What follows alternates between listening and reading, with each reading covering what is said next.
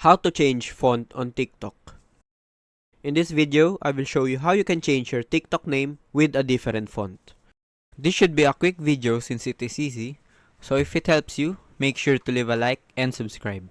And if you have any questions or suggestions, leave a comment down below. So let's jump straight into the video. So if you want to change the font on your TikTok name from the default font, what you have to do is open up your browser and go to lingojam.com. In here, scroll down until you see the fancy text generator. So in here, you have to input text that you want to change font of. So I will try my name in here. And you can see here the different output of the text in different styles. When you have picked what you want to use, hold it and copy the text. Then go back to TikTok app and paste the text into the name to change it. So I hope this video helps you. If you have any questions or suggestions, leave a comment down below. And don't forget to leave a like, share, and subscribe to my channel. Thank you guys.